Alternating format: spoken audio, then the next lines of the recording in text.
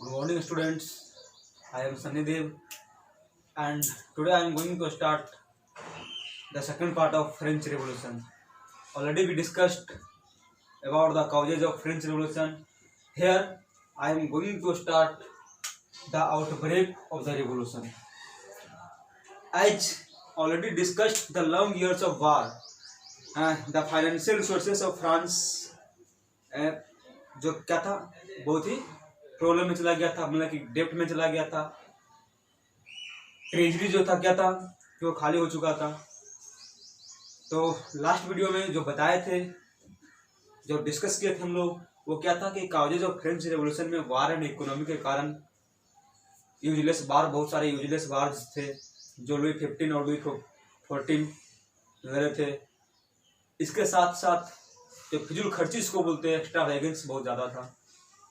और 7 years wars हुआ था, जो 7 इयर्स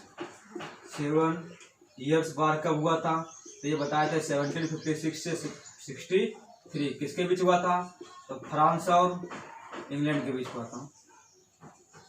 ब्रिटेन इसको बोलते हैं। तो साथ फ्रांस और ब्रिटेन के बीच जो वार हुआ था, इसमें भी क्या हुआ था कि बहुत ज़्यादा खर्च हुए थे।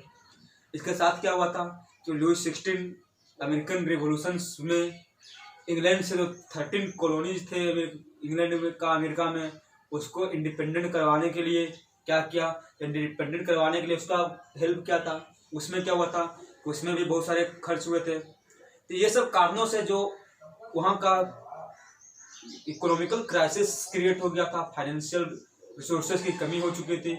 इस कारण से उसको मेंटेन करने के लिए क्या किया कि लुई 16 जो था, मेंटेन करने के लिए न्यू टैक्स इम्पोज किया। तो ऐसा नहीं कि न्यू टैक्स वो इम्पोज कर देगा, मोनार्की था लेकिन पावर उसके पास नहीं था। जो ओल्ड रेजिम की बात करते हैं, तो जो वहाँ के according to old regime monarch के पास ये पावर नहीं था कि वो पूरा क्या कर देगा, कोई फैसला नहीं लेगा। था मोनार्क, लेकिन वो जो स्टेट जनरल थे, जो स्टेट्स जनरल थे, फर्स्ट स्टेट, सेकेंड स्टेट और थर्ड स्टेट, उसको मिला करके ही, उसको असेंबल करके ही कोई फैसला लिया जाता था। इसीलिए क्या किया कि 5 मई 1789 को लुई 16 क्या किया कि एक असेंबली बुलाया। असेंबली किसका असेंबली बुलाया, तो वो असेंबली था फर्स्ट स्टेट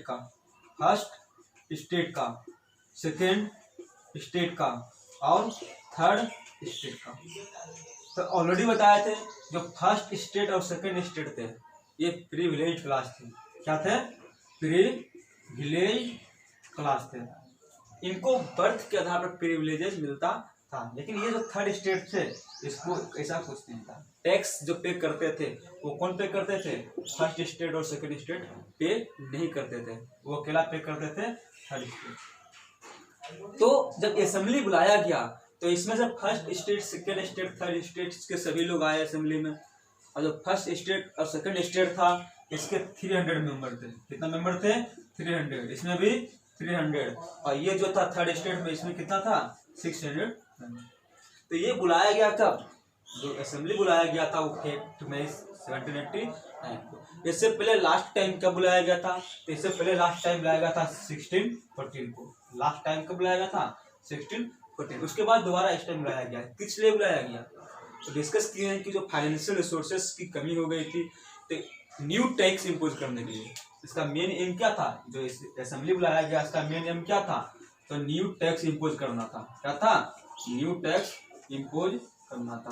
तो ये न्यू टैक्सेस इम्पोज करने के लिए जो असेंबली बुलाया गया था, वो क्या किया गया था कि इसमें थर्ड स्टेट के 600 आए थे, और जो थर्ड स्टेट्स के रिप्रेजेंटेटिव्स थे वो लगभग 40,000 जो है, लगभग 40,000 लेटर में क्या किया था? अपना ग्रीवेंसेस लिखे हुए थे। ग्रीवेंसेस का मतलब क्या? कंप्लेन। तो अपना कंप्लेन लिख करके लाए थे थर्ड स्टेट के जो रिप्रेजेंटेटिव थे वो। और यहाँ पर जो ओल्ड रीजन के अनुसार से एक स्टेट का एक वोट होता था, एक स्टेट का एक वोट होता था। इसका भी एक वोट और इसका भी एक वोट। जब कुछ भी लागू करना होता था तो प्रिविलेज्ड क्लास अपने आप को जो सुपीरियर थे, तो वो क्या करते थे कि कोई भी काम तो अपने पक्ष में ही करेंगे। सभी लोग जो है अपने पक्ष में करना चाहता है। तो इस कारण से फर्स्ट स्टेट और सेकंड स्टेट क्या था? फर्स्ट स्टेट, सेकंड स्टेट एक वोट एक वोट। अब ये दोनों प्रिविलेज क्लास है, तो 1 वोट और 1 वोट मिला के क्या होता था, ये हो गया 2 वोट, और बाकी बच गया थर्ड स्टेट। जो थर्ड स्टेट अकेले था, इसका 1 वोट था, तो अब इसका बढ़ गया 1 वोट। तो यहाँ पर क्लियर है कि मेजोरिटी में कौन होगा, 2 वोट इसका आ रहा है, तो मेजोरिटी में ये होंगे। तो इस वजह से क्या होता था कि मेजोरिटी होने कान जो ये बोलते थे वही क्या होती थी, रूल बन जाता था, लॉ बन जाता था, और थर्ड स्टेटशिप क्या होता थे। तो इसको देखते हुए थर्ड स्टेट्स में ये तो था, और साथ ही साथ यहाँ पर जो थर्ड स्टेट में कौन लोग जा सकते थे, थर्ड स्टेट में कौन लोग जा सकते थे इसकी बात करते हैं। तो थर्ड स्टेट्स की बात करते हैं तो इसमें सिर्फ कौन जा सकते थे, एजुकेटेड पर्सन, जो अपर क्लास के लोग थे वो लोग जा सकते थे, यानी कि पिजेंट्स, आर्टिसंस और साथ ही साथ वुमेन, ये सभी का यहाँ पर क्या था, इम्पेटिंग, यहाँ पर जो एंट्री था क्या था, एंट्री बैन था, यहाँ पे ये लोग को जाना मना था, डिनाई किया गया था, तो ये लोग यहाँ पे नहीं जाते थे। जाते कौन थे, तो जो सिर्फ एजुकेटेड पर्सन थे वही जाते थे। इस तरह से क्या हुआ कि ये लोग गए वहां पर, जो एजुकेटेड पर्सन थे तो वो लोग वहां पर गए असेंबली में, तो उन्होंने डिमांड किया कि ये क्या था, डिमांड इसलिए किया कि जो ये 300 था, ये प्रिविलेज क्लास थे और एक दूसरे के सामने फेस करके बैठते थे, एक दूसरे के सामने फेस करके बैठते थे। जैसे एक रोम इधर बैठा, एक इधर से बैठा हुआ, तो अब क्या हो गया कि इधर से ये बैठा, इधर से ये बैठा। लेकिन जो ये थर्ड क्लास के लोग होते थे, थर्ड क्लास मतलब हो गया थर्ड स्टेट्स के जो लोग होते थे, वो सबसे पीछे खड़ा रहते थे। क्या होते थे, थर्ड स्टेट्स के लोग सबसे पीछे खड़ा होते थे। तो ये सब दिक्कतें थी। तो थर्ड स्टेट्स के जो मेंबर्स थे उन्होंने क्या डिमांड किया, डिमांड किया कि नहीं, ये जो पूरा एक क्लास का एक जो स्टेट से उसका वोटिंग रेंज होकर के क्या होगा कि 1 मैन 1 वोट, 1 पर्सन 1 वोट। क्यों, क्योंकि यदि 1 पर्सन 1 वोट करेंगे तो इसका मेजोरिटी क्या है, पॉपुलेशन ज्यादा है, 600 मेंबर्स थर्ड स्टेट के थे, तो 1 वोट में क्या होते थे, ये ज्यादा हो रहे थे। तो इसलिए इन्होंने डिमांड किया कि 1 वोट क्या होगा, 1 वोट एक आदमी के लिए 1 वोट होगा। तो लेकिन इसका जो प्रपोजल था 1 वोट 1 फॉर 1 पर्सन, इसका जो प्रपोजल था वो क्या कर दिया गया था, वो जो मुनाद था उसके द्वारा डिनाई कर दिया गया था। तो ऑलरेडी डिस्कस कर चुके हैं। और क्या था, ये हो गया। और जो कंप्लेंट, जो ग्रीवेंस लेकर के पहुंचे थे, जो रिप्रेजेंटेटिव थे थर्ड स्टेट्स के, रिप्रेजेंटेटिव का मतलब क्या हो गया कि पूरा ग्रुप को जो रिप्रेजेंट कर रहे थे, तो वो जो रिप्रेजेंटेटिव थे 40,000 में, कितना में कि 40,000 लेटर में क्या थे, तो अपना ग्रीवेंसेस लिखे हुए थे, और ग्रीवेंसेस लेकर के पहुंचे किसके पास, मुनाद के पास पहुंचे। लेकिन हुआ क्या कि लुई 16 जो था ये डिनाई कर दिया। स्टेट जनरल के क्या था कि अकॉर्डिंग टू प्रिंसिपल के अनुसार से कहता है, जो लुई 16 इसको क्या कर दिया कि डिनाई कर दिया। किसको, जिसका प्रोपोजल था 1 पर्सन 1 वोट, ये डिनाई कर दिया। कंटिन्यू क्या किया, कंटिन्यू यही किया, कंटिन्यू किया कि हर स्टेट का 1 वोट होगा, यानी कि जो स्टेट है, स्टेट के लिए 1 वोट होगा, स्टेट के लिए 1 वोट होगा, ना कि पर्सन के लिए। तो ये जो प्रोपोजल था थर्ड स्टेट्स का, इसको क्या कर दिया गया, डिनाई कर दिया गया। तो डिनाई करने के बाद क्या हुआ, प्रॉब्लम यहाँ पर आई। तो जब स्टेटस को डिनाई कर दिया गया तो दिक्कतें आने लगी थर्ड स्टेट्स की। जो थर्ड स्टेट्स वाले वो क्या हो गए, ये इसका अपोज कर दिए, इसका अपोज कर दिए। तो जो ये मतलब कि ये जो प्रपोजल था जब डिनाई कर दिया, तो जो असेंबली था असेंबली का अपोज कर दिए, और विरोध में, उसके विरोध में क्या हो गया, असेंबली से बाहर चले गए। थर्ड स्टेट्स के जो भी मेंबर्स थे, इसको विरोध में क्या हो गया, इससे असेंबली से बाहर चले गए। और यहाँ पर एक बात करते हैं कि पिछले बार बताए थे the social contract, the social contract, इसका ऑथर कौन था, जो बुक किसने लिखी थी, तो बुक लिखी थी जॉन जैकब्स रूसो। कौन लिखे थे, रूसो, जैन जैकब रूसो जो लिखा था, एक जो फिलोसफर था रूसो, तो रूसो के अनुसार क्या था, रूसो, तो रूसो के अनुसार से क्या था कि जो सोशल कॉन्ट्रैक्ट है, यानी कि सोशल कॉन्ट्रैक्ट मतलब कि एक तरफ राजा होगा, एक तरफ क्या होगा, पीपल होगा, एक तरफ मोनार्क होगा, एक तरफ पीपल होगा, और दोनों के बीच में क्या होगा, कॉन्ट्रैक्ट होगा। In one hand monarch, in other hand people, दोनों के बीच में सोशल कॉन्ट्रैक्ट होना चाहिए। तो इस तरह पर क्या था, जो थर्ड स्टेट्स थे ये सब के मामले को देखते हुए थर्ड स्टेट्स वाला जो असेंबली से बाहर चले गए।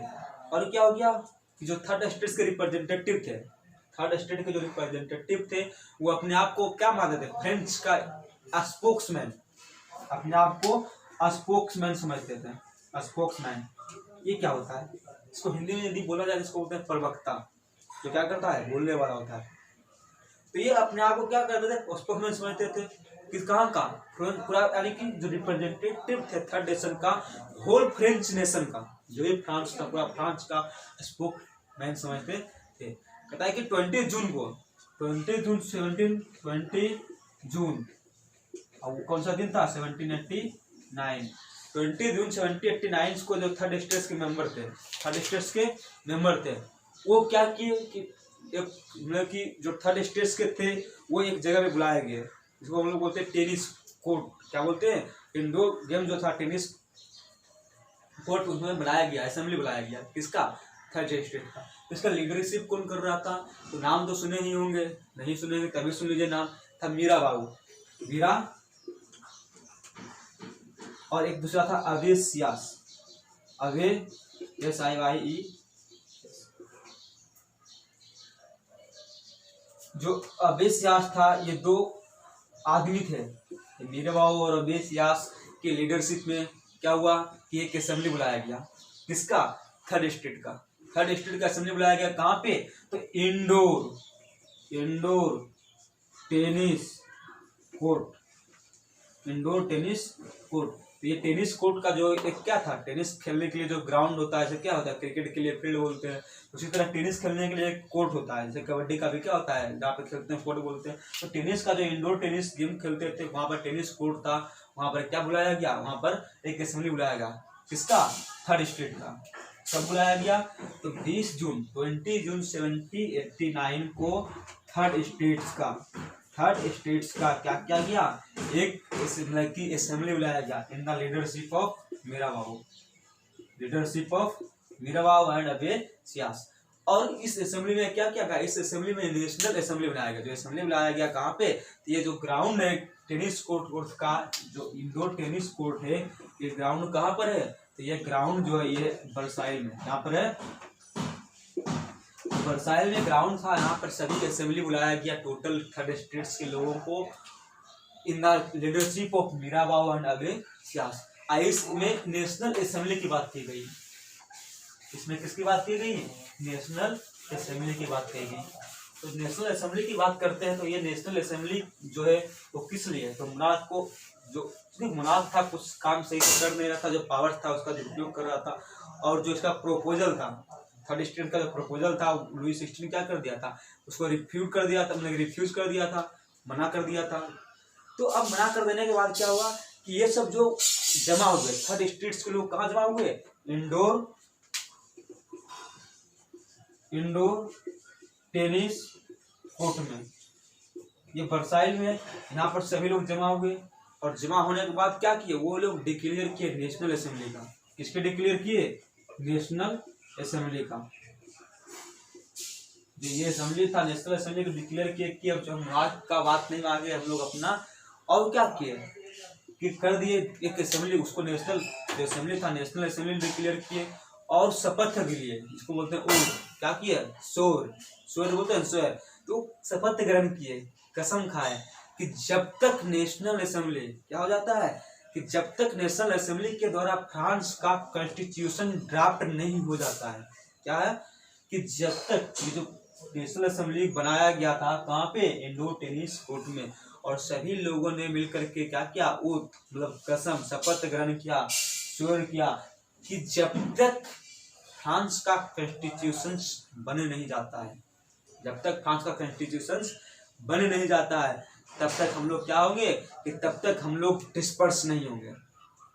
थर्ड स्टेट्स की जो असेंबली बुलाया गया था, उसमें शपथ लिया गया था कि जब तक फ्रांस का कॉन्स्टिट्यूशन ड्राफ्ट नहीं हो जाता है, तब तक हम लोग डिस्पर्स नहीं होंगे, एक दूसरे के साथ नहीं छोड़ेंगे।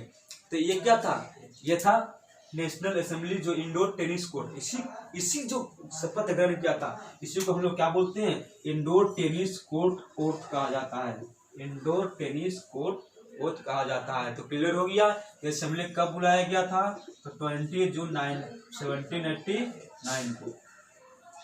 समझ में आ गया। इसका लीडर्स कौन थे, इसका लीडर थे मीरा बाबू और कौन थे, और था अवेसियास। तो ये 2 लीडर थे। इसकी लीडरशिप में बुलाया गया था indoor tennis court national assembly. इसका कब बुलाया गया था, तो 20 जून 1789 को, 1789 को। इसका मेन पर्पस क्या था, तो नेशनल असेंबली बनाया गया, डिक्लेयर कर दिया गया कि ये नेशनल असेंबली है, और जब तक कॉन्स्टिट्यूशन फ्रेंच कॉन्स्टिट्यूशन बन नहीं जाता है तब तक हम लोग डिस्पर्स नहीं होंगे। ये शपथ ग्रहण किया गया। ऐसे को हम लोग बोलते हैं क्या, इंडोर टेनिस कोर्ट। यहाँ पर क्वेश्चन आता है कि what do you know about indoor tennis court, या तो what do you mean by indoor tennis court, what do you understand by indoor tennis court. ये सब क्या होता है, ये सब क्वेश्चंस बनते हैं। तो ये क्या हो गया कि ये सब वर्साइल में जो क्या हुआ था, कहाँ पर हुआ था, वर्साइल में सब पावरफुल जो नॉर्थ अपना पावर इस्तेमाल कर रहा था, वहाँ पे ये लोग जमा हुए थे, इंडोर टेनिस कोर्ट। और क्या था इसमें, एक जो मीरा, अब यहाँ पर 2 नाम आया, ये दोनों थे कौन, उसके बारे में लोग चर्चा कर लेते हैं। ये मीराबाऊ कौन थे और अवेसियास कौन थे। तो मीराबाऊ की बात करते हैं, तो मीराबाऊ कौन थे, तो मीराबाऊ जो थे वो जन्म लिए थे नोबल फैमिली में। नोबल फैमिली कहाँ पर आता है, 2nd क्लास में। फर्स्ट क्लास कौन हो गया, फर्स्ट स्टेज हो गई चर्च में, उसको क्लर्जी बोलते हैं। 2nd क्लास में हो गया नोबल में। तो ये जो थे एक नोबल फैमिली में जन्म लिया था, ये नोबल फैमिली में जन्म लिया था। ताकि जो मीराबाऊ था नोबल फैमिली में जन्म लिया था। कोशिश ये आता है कि जब ये मीराबाऊ नोबल फैमिली में जन्म लिया, फिर 3rd स्टेज में क्या कर रहा था। तो सभी लोग एक जैसे नहीं होते हैं, सभी लोग क्रूअल नहीं होते हैं, क्रूर नहीं होते हैं। कुछ लोग ऐसे होते हैं दरिया दिल वाले, खराब लोगों में से रावण के घर में रिलेशन पैदा हो सकता है। तो वैसे अच्छे जो है, अच्छे में खराब भी होते हैं, खराब में अच्छे भी निकलते हैं। तो ये जो नोबल फैमिली की जो मीराबाऊ था वो कहाँ पर था, एक नोबल फैमिली का था।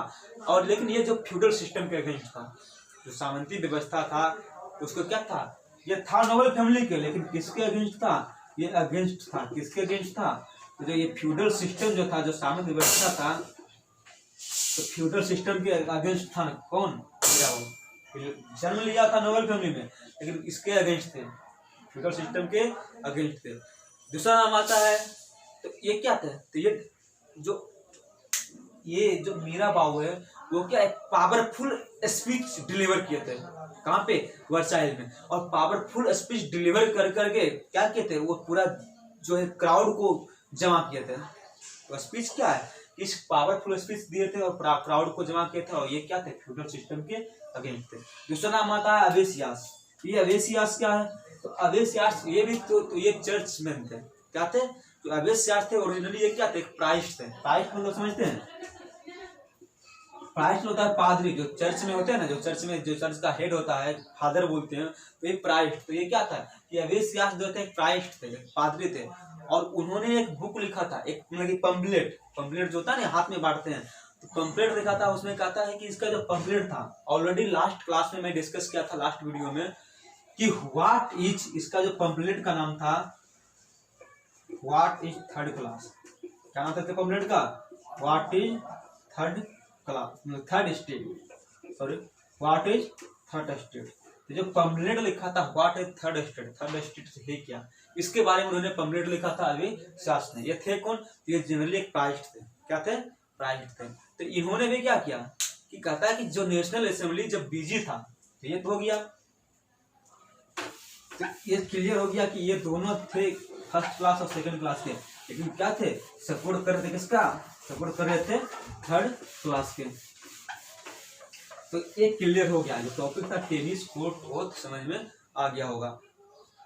और जो नेक्स्ट की बात करते हैं, तो इसके बाद क्या है, जब नेशनल असेंबली जो था, क्या था, जो नेशनल असेंबली था वो बिजी था किसमें, तो फ्रांस का कॉन्स्टिट्यूशन बनाने में। तो इसी टाइम क्या हुआ था, कि बैड हार्वेस्ट हुआ था।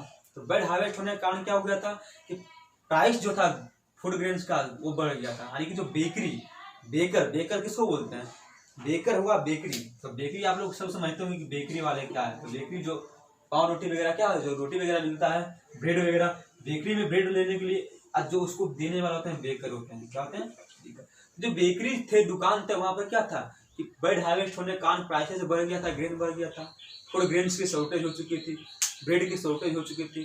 तो अब क्या था कि जो वुमेन औरतें जो क्या है कि बहुत लंबे लाइन में लगी होती थी। कहाँ पे? बेकरी पे। किस लिए? तो ब्रेड लेने के लिए बहुत लंबे लंबे लाइनों में लगी होती थी। और ये क्या होता है कि जब लंबे लाइन में लगी हुई थी तो लंबे लाइन में लगे होने के कारण किसी का भी क्या होगा, पैर दर्द कर जाएगा, लोग टायर हो जाएंगे, थक जाएंगे। देखते हुए कि जब आप कहीं स्टेशन पर जा रहे हैं तो टिकट लेने के लिए 10 मिनट लाइन में लगना पड़ता है। एटीएम में पैसा निकालते हैं 10 मिनट लाइन में लगना पड़ता है, तो दिक्कत होती है। अब यह क्या है, घंटों घंटों लाइन में लगे हुए हैं, क्यू में खड़े हैं। तो इसके कारण क्या है कि इसके कारण लोगों में जो एंगर, क्रोधित हो गए लोगों। क्रोधित होने के कारण क्या हो गया कि ये लोग, और क्या, इसके साथ किसी ने अफवाह फैला दिया कि वर्साइल में जो प्रेजेंस था वहां पे क्या बन रहा है, ब्रेड मिल रहा है। ये लोग क्या हो गया कि 14 जुलाई 1789 को ये लोग पहुंच गए। कहाँ पहुंच गए? तो स्टार्टिंग में ही बता दिए थे कि 14 जुलाई 1789 को जब लोग, जनता में क्रोध आ गया, तो पहले क्या हो गया, जब ये लोग क्या हो गया, क्यू में खड़ा था, क्राउड्स एंग्री हो गया, वुमेन्स क्या हो गया, सब शॉप्स, पहले जो बेकरी था वो शॉप्स पे अटैक कर दिया। क्या कर दिया? पहले शॉप्स पर जब कोई भी चीज जब मिल रही है, लोग जब क्रोधित हो जाते हैं तो वहीं पर अटैक करना शुरू कर देते हैं। दुकान पर खड़े थे, मिल नहीं पा रहा था, घंटों लाइन में लगे होने के कारण, तो क्या हो गया कि लोग शॉप पे अटैक कर दिए। अटैक करने के कारण क्या हो गया कि शहर में आदेश दे दिया, जो फ्रेंच नाथ थे वो ट्रूप्स को दे दिया आदेश। तो ट्रूप्स अब पूरा क्या हो गया, शहर में पूरा सब जगह पर सेना फैल गया, आर्मी फैल गया उसके। और क्या करने लगे, जो जब आर्मी फैल गए तो इससे और भी ज्यादा क्रोधित हो गए। और किसी ने बता दिया कि क्या है कि ब्रेड मिल रहा है कहाँ पे, वर्साइल में, जो बस्टाइल की बात करते हैं, तो बस्टाइल में क्या था, एक प्रिजन था, तो वहां पर बता दिया कि मिल रहा है। वहां पर सभी लोग गए, देखा कि जब जाने के बाद हंड्रेड्स ऑफ पीपल पहुंच गए, कहाँ पे, हंड्रेड्स ऑफ पीपल पहुंच गए बस्टाइल। वहां पर देखे कि कुछ मिल नहीं रहा है, तो लोग, तो एंगर तो पूरा भरा पड़ा था ही, और एंगर भरा पड़ा होने के कारण क्या हुआ, गुस्सा फूट पड़ा, और सब उसको क्या कर दिए, अटैक कर दिए, उसको डिस्ट्रॉय कर दिए। और जो उसका जो फ्रैगमेंट्स थे, जो ईंट थे, पत्थर थे, सबको मार्केट में जा करके बेच दिया। और वहां पर जो कैदी, वहां पर ओनली जो प्रिजन था, लेकिन ओनली 7 कैदी थे, 7 कैदी थे, तो उस प्रिजनर को, उस कैदी को क्या कर दिया गया, वहां से भगा दिया गया। ये हुआ। इसके साथ क्या हुआ था, इसके साथ तो ये तो हो गया, लेकिन कंट्री साइड की बात करते हैं। ये तो हो गया शहर की बात, किसकी बात हो गई, शहर की बात। तो कंट्री साइड का मतलब क्या हो गया, कंट्री साइड का मतलब हो गया ग्रामीण क्षेत्र, देहात जिसको बोलते हैं, रूरल एरियाज। तो और क्या होगा कि देहात में, ग्रामीण क्षेत्रों में, गांव साइड में क्या हो गया कि गांव साइड में पूरा ये रूमर फैला दिया गया। क्या रूमर फैला दिया गया कि जो लॉर्ड्स थे, लॉर्ड्स ऑफ मैनर, उसको बोलते हैं लॉर्ड्स ऑफ मैनर। ये क्या होता है बच्चा, देखो, मैनर का मतलब है जागीर। क्या हो गया, जागीर। जागीर समझते हैं, जो बड़े बड़े क्या होते हैं, जैसे जमींदार हम लोग होता था, उसे जागीरदार होता था। तो जो बड़े बड़े लैंड होते थे, तो लैंड के जो जागीरदार थे, तो गांव में ये पूरा फैला दिया गया। क्या फैला दिया गया गांव में, तो गांव में पूरा ये अफवाह फैला दिया गया कि जो जागीर है वो अपने, नहीं किसको बोलते हैं कि भाड़े के गुंडे जो रख लेते हैं, किराए का जो गुंडे होते हैं, जिसको हम लोग क्या बोलते हैं, हायर्ड क्या था, क्या हायर्ड क्या था, बैंड्स ऑफ ब्रिगेंड्स। बैंड्स ऑफ ब्रिगेंड्स, इसका मतलब होता है जो भाड़े के जो गुंडे होते हैं ना, ब्रिगेंड्स का मतलब क्या हो गया, जो गुंडे, डाकू। तो वो क्या किए कि गांव में ये अफवाह फैला दिया गया कि क्या है कि जो भाड़े पे हायर किया गया है, गुंडे, बैंड ऑफ ब्रिगेंड्स जो है क्या है, उसको हायर किया है कौन, तो जो जागीर है, लॉर्ड्स ऑफ मैनर है, वो हायर किए हैं। और जो ये पके हुए फसल है, राइप क्रॉप है, उसको क्या कर रहे हैं, उसको डिस्ट्रॉय कर रहे हैं। तो ये अफवाह फैलाया गया था, रूमर फैलाया गया था। तो इसके कारण क्या हो गया कि लोगों में, जब फैलाएगा तो लोगों में डर बन गया। क्या बन गया, डर बन गया। क्या डर बन गया कि लोग हमारे फसल को बर्बाद कर देंगे। तो इसके कारण जो कई सारे किसान थे, जब डर बन गया तो जो कई सारे फार्मर्स थे, पेजेंट्स थे, उन्होंने क्या कर दिया कि अब किसी को कोई बोल दे कि डर बन गया, तो वो पहले आपको बोल दे कि आओ, वो मारने के लिए आपको आ रहा है, तो वो कोई किसी नाम लेके बोल दे कि मारने के लिए आ रहा है आपको, तो पहले डर बन जाएगा कि हमको मारने आ रहा है। तो वो जब तक आएगा उससे पहले आप रेडी रहिएगा उसको मारने के लिए। वो आएगा उससे पहले आप रेडी रह के उसको हम ही अटैक करें। सेम कंडीशन था पीजेंट्स के साथ। पीजेंट्स को डर बन गया कि वो लोग आ रहे हैं, हमारे फसल को बर्बाद कर देंगे, इसीलिए गुस्से में आकर के उन्होंने क्या कर दिया, जो वहाँ जो भी मतलब कि इसको बोलते हैं ना कि अलग अलग डिस्ट्रिक्ट का जो फार्मर्स थे, जो पीजेंट थे वो हो और पिच वर्क के साथ, हो और पिच फॉर्क के साथ क्या कर दिया, अटैक कर दिया।